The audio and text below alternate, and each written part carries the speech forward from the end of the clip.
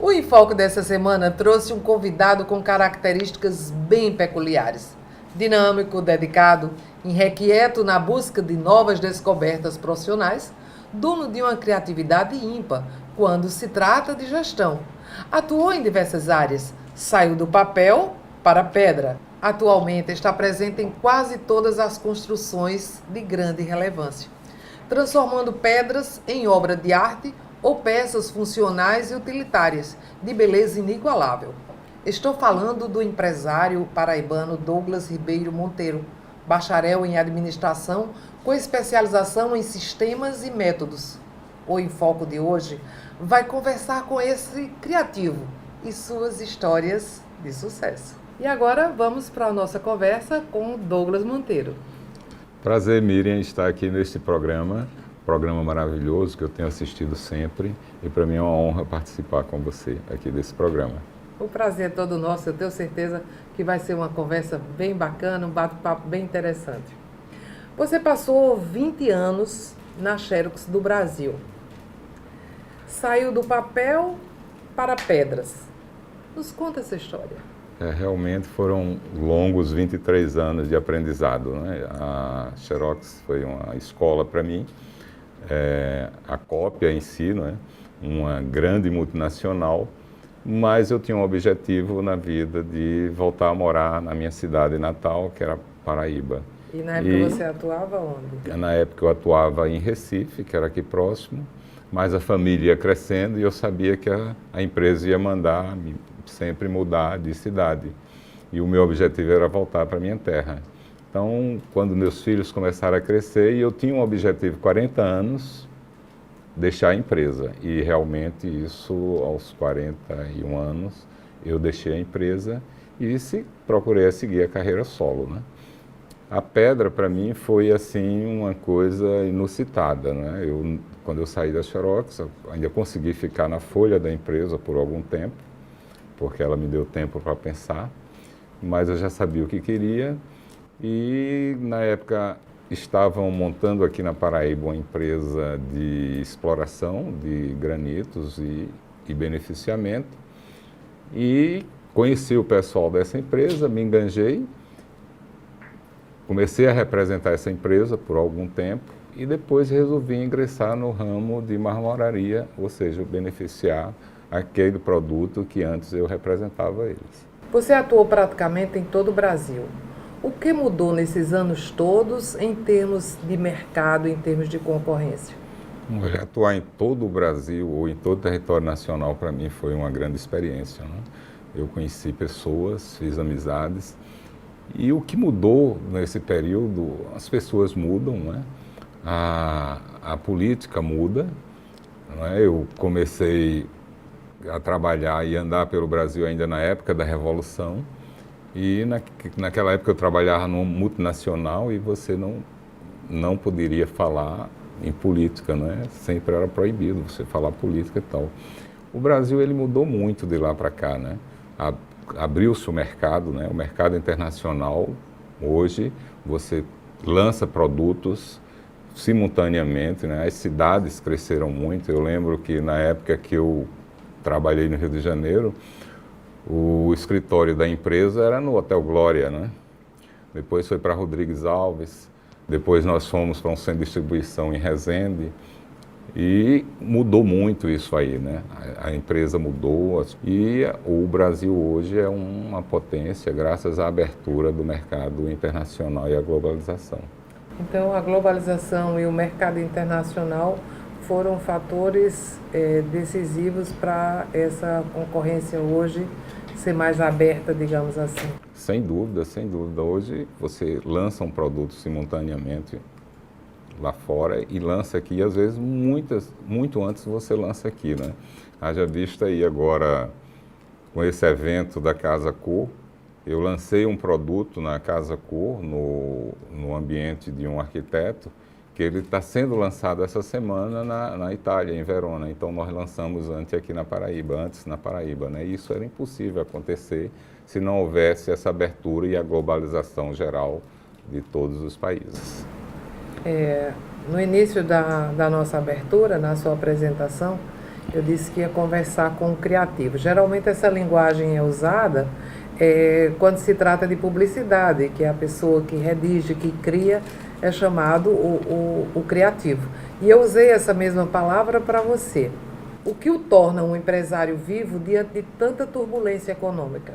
Olha, ser empresário no Brasil é preciso ser criativo. Além de ser criativo, é ter coragem de investir, tá? E ser inquieto. Porque você não pode ficar esperando que as coisas aconteçam. Você tem que ir atrás, tem que estar sempre em busca de mudanças e criando, né?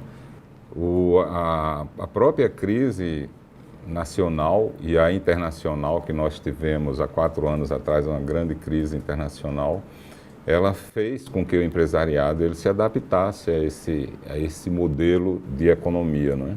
E a gente tem que sempre estar buscando, criando, tá? Inovando e também economizando. Ou seja, as empresas hoje, quem não descarta aquilo que já não serve mais, está fadado ao insucesso. Outra coisa que nós não podemos também deixar de focar é o nosso concorrente. Por menor que o concorrente seja, por insignificante que ele seja, mas você tem que estar sempre de olho nele. E sempre estar de olho na inovação. Se você não está de olho na inovação, se você não está disposto a mudar, a criar, você não vai sair do lugar como investidor, como empresário nesse país, ou Você acho que também no pode ter mundo uma morte, inteiro. inclusive, prematura. Exatamente. A política nacional só tem foco voltado para o Nordeste na época das eleições, como agora, isso é fato. De que forma um empresário nordestino que participam da economia ativa do Brasil poderia contribuir para reverter essa situação? Isso é fato, tá? Isso é verdadeiro. Eu tive a oportunidade de, há 2 anos atrás, participar de uma Casa Cor em São Paulo. E eu tive muita dificuldade, apesar de estar com uma arquiteta de renome na Paraíba, de fazer essa Casa Cor em São Paulo. Primeiro porque o franqueado olhou para mim e disse: e como é que você vai fazer essa logística da Paraíba para São Paulo? E depois os fornecedores também ficaram com medo.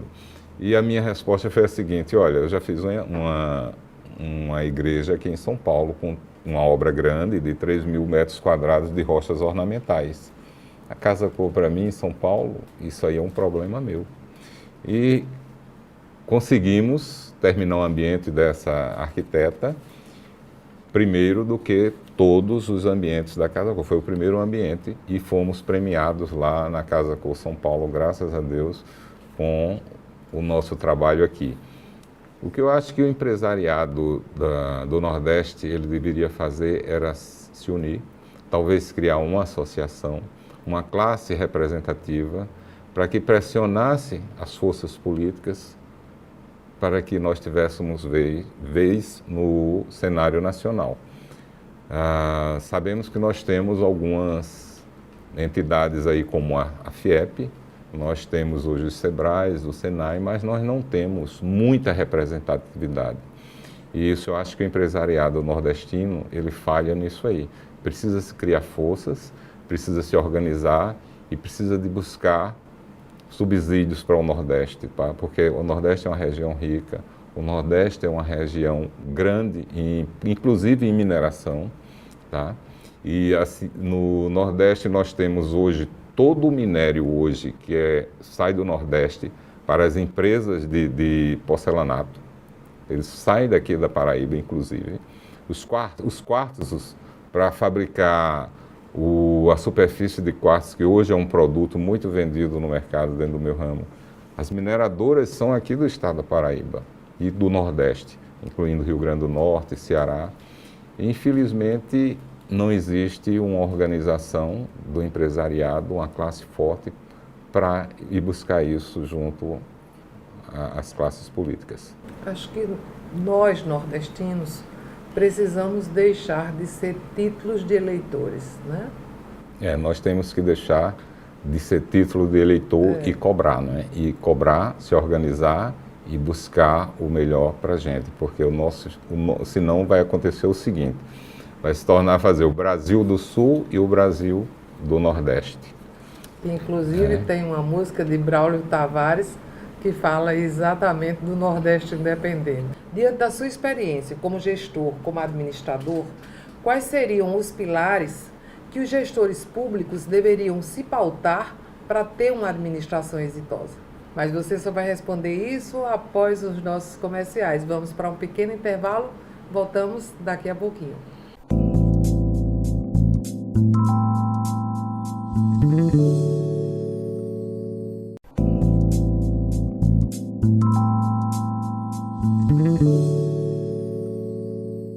E agora estamos de volta com Douglas Monteiro, respondendo como os administradores públicos poderiam ter uma administração mais exitosa. Correto, Miriam. A minha visão é que os gestores públicos, eles deveriam tratar a população como seu cliente, tá? Porque o cliente, ele é o principal bem que uma empresa tem, ou que um gestor público tem. Se você trata bem o seu cliente, você vai ter um bom resultado. A outra coisa seria você cuidar do dinheiro público, que é o nosso imposto, é aquilo que a gente recolhe, como se fosse o seu dinheiro, tá? Não precisa estar fazendo o que está ocorrendo aí. Nós vemos aí obras paradas, né? Há 4 anos, eu viajo o Brasil inteiro e vejo pontes oxidando, jogada no mato. Eu vejo colégios que começaram as construções, rodovias inacabadas. Então, precisa que o gestor público ele tome consciência que aquele dinheiro não é dele, aquele dinheiro é da população e ele tem que prestar conta. Tem que prestar conta porque quando nós vamos à urna e a gente coloca aquele voto lá, é porque a gente está confiando que ele vai tratar bem o nosso erário público e devolver isso em benefício de saúde, educação, infraestrutura para a população. Infelizmente, isso não ocorre no Brasil ainda, mas eu tenho uma esperança, num futuro bem próximo, a gente vai deixar um bom legado para os nossos netos e filhos, se Deus quiser. O brasileiro é confiante, otimista, né? É uma característica nossa. Eu também acredito nisso, Douglas. Você sempre foi muito ativo. Participou do Grêmio Estudantil, foi monitor da faculdade, foi coralista. Essa sua busca, essa sua inquietude, tem a ver com esse seu sucesso profissional? Eu acho, Miriam, que o ser humano ele tem que ser inquieto. Inquieto e ele está sempre em busca de mudança, não é? Se você se acomoda, você não vai conseguir nunca um aprendizado correto. Então, eu fui inquieto, eu procurei participar de várias associações, de conhecer vários lugares, e hoje eu digo assim, quando eu boto uma foto e às vezes eu publico nas redes sociais, minha característica é dizer, em algum lugar. Por quê? Porque eu acho que aquilo vai despertar nas pessoas a vontade de saber onde é que você está. O que lugar é aquele? Que lugar bonito? Ou que lugar feio? Ou que lugar seco? Ou que lugar quente? Tá? Ou que lugar verde? Então, a gente tem que ir em busca disso aí. E a minha inquietude sempre foi, eu tentei ser coralista, fui coralista, né? Tentei ser músico, não conseguia, minha voz era baixa. Essa eu não sabia. Minha voz era baixa. Ainda depois que eu retornei à Paraíba, o professor Maurício Gugel, saudoso, né? Ainda me convidou para fazer parte do coral dele. Quando eu fui morar em Recife, eu fui fazer parte também do coral de Olinda, né? Então, assim, que chamava-se Madrigal. E eu fui muito inquieto, gostei de mexer com tudo e me envolver com todas as situações. E eu acho que só assim a gente aprende. Aprende, apanha e acerta. E os acertos vêm sempre dos erros e do aprendizado. Voltando um pouquinho para a sua empresa, diante de um mercado tão competitivo, como ela se tornou tão diferenciada? Miriam, eu quis fazer as coisas diferenciadas, né? E assim, meus colegas de trabalho, na época que eu era funcionário, diziam que eu era muito irreverente, né? Porque eu sempre fui muito exigente e sempre procurei trazer novidades. E quando eu montei a empresa, eu sempre via um horizonte. Eu montei a empresa, eu tinha só 2 funcionários. Era eu, um rapaz com a lixadeira e o outro com a maquita. E um irmão meu que era sócio meu e ajudava ali na parte administrativa. E quando eu viajava, eu sempre ia olhar as outras empresas, quem estava mais na frente, porque aqui na Paraíba eu não tinha um referencial. Eu olhava as empresas, quando eu chegava, o comentário fazia: mas esse ramo seu, o pessoal não entrega no prazo, o pessoal não sei o quê, não tem qualidade. E eu sempre olhava e eu dizia: bom, eu tenho que fazer o diferente. E fomos aí 5 anos de empresa. Depois eu resolvi dar uma roupa nova à empresa, né? Eu fiz um grande lançamento, comecei a trazer rochas ornamentais exóticas, fiz um grande lançamento numa casa de recepção aqui, convidei um monte de arquitetos, um monte de clientes, e a partir dali eu comecei a fazer o diferencial. Hoje no Nordeste eu sou a única empresa do ramo que eu tenho uma linha de produção, que eu tenho uma linha de produção, tenho máquinas que são computadorizadas, que elas trabalham praticamente sozinhas, mas isso a gente consegue com muita inquietude, ou seja, indo buscar o que tem de melhor lá fora para trazer para o Nordeste, porque o Nordeste ele merece ter as mesmas coisas que uma pessoa do Sul tem, de São Paulo, de Curitiba, do Rio Grande do Sul, de Brasília.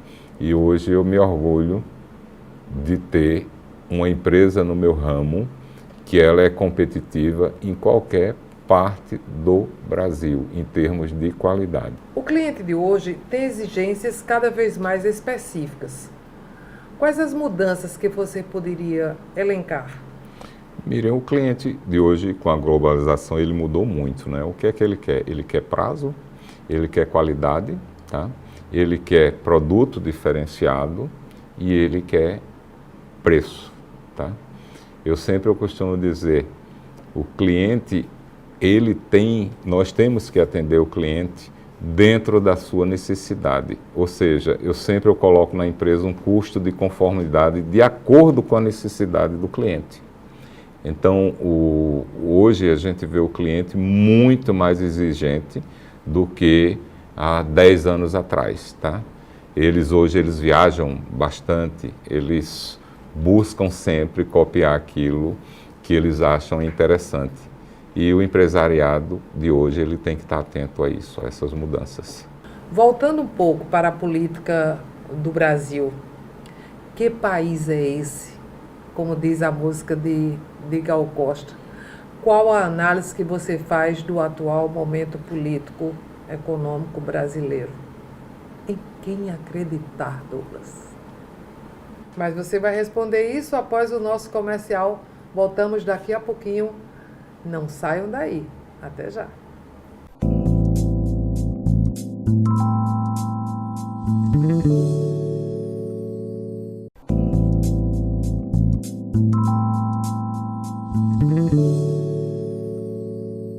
Estamos de volta com mais Douglas Monteiro respondendo: que país é esse? Miriam, uma pergunta difícil, né? Que país é esse, né? Esse é o país do brasileiro, né? Cheio de garra, cheio de vontade, né? Cheio de esperança. Agora, um país que nós estamos hoje no mês de setembro, que nós temos uma variação cambial de 28%, não é fácil. Principalmente para a minha empresa, que nós trabalhamos com insumos que todos, na sua maioria, nós dependemos do dólar ou do euro. Mas a gente está aí sobrevivendo, não é? Uma esperança imensa de haver uma mudança agora nas próximas eleições. Se Deus quiser, no dia 7, isso será definido. O bom seria que não tivesse mais segundo turno, né? E a gente voltasse o mês de janeiro com aquela esperança e o respaldo das urnas, né? Para que o nosso próximo governante pudesse fazer aquilo que a população precisa, né? A base nossa seria a educação, não é? E um país sem saúde também não existe, né? Então a educação é primeiro, saúde, e aí depois vem a segurança, porque a segurança hoje é uma coisa que a gente tem que pagar para ter, e mesmo assim a gente não está seguro, não é? Nós vemos aí os grandes presídios de segurança máxima sendo arrombados, né, por quadrilhas, e a gente precisa dar um basta nisso. E em quem acreditar? Acreditar em quem vai assumir que faça um bom governo, né? Independente eu acho que não deve continuar o panorama que está aí, né? Eu acho que a gente tem que mudar. E a mudança, ela é sempre salutar. Então vamos mudar, né? Vamos mudar. Se não deu certo, vamos esquecer, passar uma borracha e começar tudo de novo. Mas não pode começar com quem está aí hoje nessa situação. Temos que mudar Câmara, temos que mudar Senado, temos que mudar governantes e temos que mudar a nossa maneira também de pensar como população que tem que botar o seu país na linha. Então isso é o dever de cada cidadão brasileiro. Estar atento dentro da sua casa, dentro da sua empresa, orientando o seu pessoal que nós precisamos de arrumar um rumo para esse país. E temos que acreditar em nós mesmos, porque no momento a gente não consegue acreditar nisso que está aí. Douglas, agora a gente vai para assuntos mais amenos. Você já foi presidente da Associação do Hipismo do Estado da Paraíba. É um esporte considerado um esporte rico, de pessoas que realmente têm muito dinheiro, porque cavalos são muito caros. Você se considera um homem rico? Sou rico de saúde, não é? Sou rico por ter uma família maravilhosa. Eu venho de uma família de 9 irmãos. Todos são pessoas de bem, graças a Deus. Sou rico por ter 2 filhos, 4 netos. Ter uma equipe de trabalho maravilhosa, pessoas simples, pessoas humildes, mas pessoas que também sabem o que quer e sabem onde querem chegar. E tenho uma riqueza muito grande que são meus amigos. No Brasil inteiro eu tenho um amigo e também tenho alguns amigos fora do Brasil. Então isso é uma riqueza que ninguém vai mensurar, né? Se saiu muito bem, seu Douglas. Agora me diga uma coisa, você conhece países da Europa, da Ásia, da África, dos Estados Unidos. Qual desses países você visitou que disse, isso aqui é super bacana, eu gostaria, se eu tivesse poder, eu gostaria de levar para o Brasil? Olha, Miriam, em termos de riqueza e de organização e de segurança, eu diria para você que os Emirados, eu conheci Dubai, conheci Doha, são países super organizados, tá? Que surgiram do nada, num deserto, e que eles aproveitam tudo, né? Até a água do mar eles aproveitam, né? São países hoje riquíssimos, então isso aí deixa a gente encantado. Também a segurança também, né? Eu tive a oportunidade de conversar em Dubai com algumas pessoas de lá, e lá não existe cadeia, né? A cadeia é no próprio tribunal, no Tribunal de Justiça, né? Porque não existe preso, né? As pessoas, você anda na calçada no porto, você vê que lá tem containers de televisão, containers de aparelhos domésticos, de celulares, e todo mundo passa ali, olha e ninguém mexe, não tem nada trancado. Outra coisa que me surpreendeu muito foi a China. A China é um país rico, hoje, próspero, mas quando você vai para as províncias, a pobreza é grande. Então, está aí o contraste, não é, do comunismo, né? Quando você chega numa cidade como Xiamen, você encontra hotéis maravilhosos, mas você anda 30 quilômetros, vai para uma província daquela, você encontra uma pobreza incrível, trabalhando, tá? E tratada com um tratamento subhumano. Isso para mim me chocou muito, né? Eu fiquei chocado com essa situação, porque é aquele exemplo, né? A gente fala do que o socialismo é bom e tal, mas eu não vi nada bom. Eu vi, sim, quem tem no socialismo, quem detém tudo é o governo e seus aliados. É diferente da nossa democracia. E eu peço a Deus que nós continuemos um país democrata. Mário Sérgio Cortella, filósofo da atualidade, diz: na vida nós devemos ter raízes e não âncoras. Raiz alimenta, âncora imobiliza. Você, em algum momento da sua vida, já foi âncora? Já ficou imobilizado?